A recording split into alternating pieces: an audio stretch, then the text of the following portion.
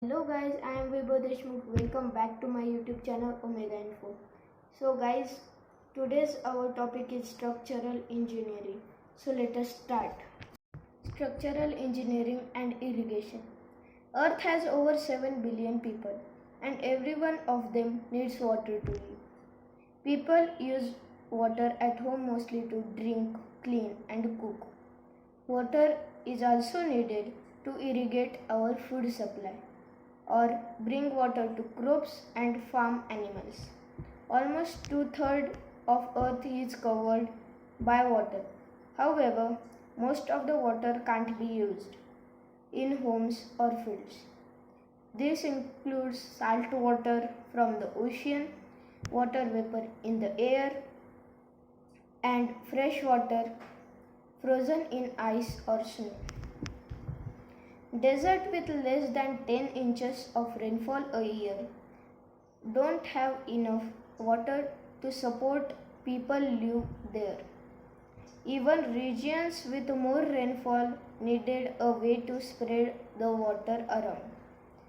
One common solution is to transport water using aqueducts. An aqueduct is a waterway constructed to move water from one place to another. Aqueducts usually take water from a reservoir or a large area. The reservoir is at an elevation above where the river water will be used. The water flows downward into the aqueduct or is pumped over obstacles such as mountains. The engineer must choose building material carefully. The material can't make the water unsafe to drink. For example, water traveling through pipes made of a lead would pick up a lead, which is poisonous inside the body. The material can't be harmed by the water, either such as material that would rust. The material and the connections between the pieces shouldn't leak. Engineers have to be able to control the flow and direction of the water, letting out the amount that is needed without flooding out of the aqueduct. The photo that I have just shown you is the concrete Brooks Aqueduct in Alberta, Canada, was completed in 1915 to bring water to the prairie when farmers started to settle in the area. In this video, a pipe drains water from the reservoir and sends it down to where it is needed.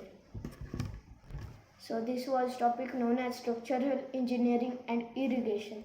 So let us see next point of structural engineering. National parks or lakeside campgrounds.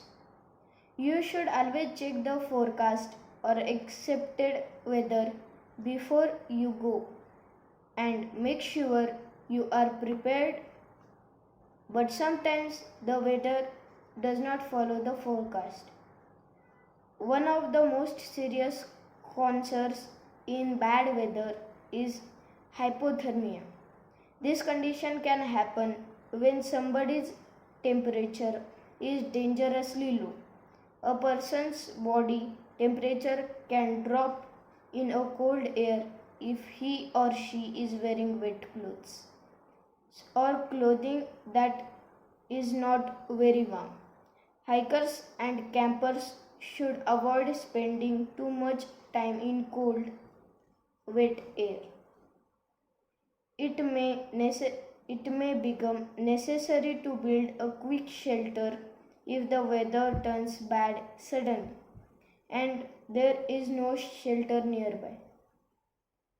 The shelter needs to block out water, wind, and cold as much as possible.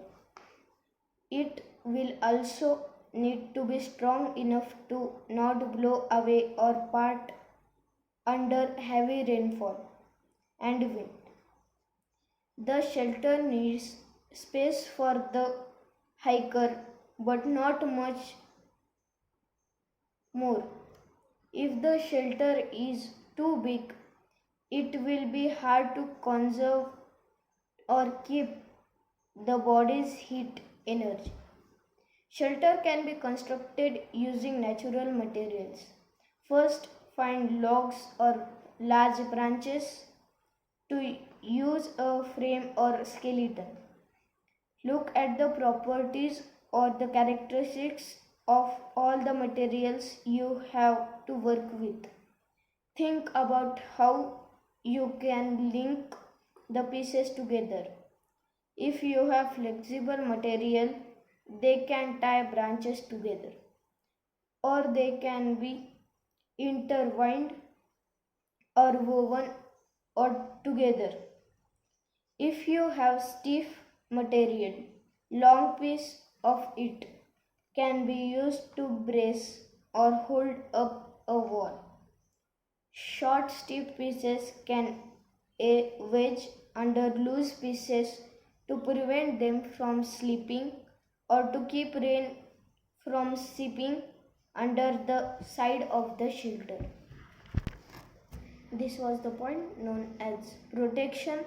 So today we are going to end this video here only because it is becoming too lengthy. So we will meet in the next video.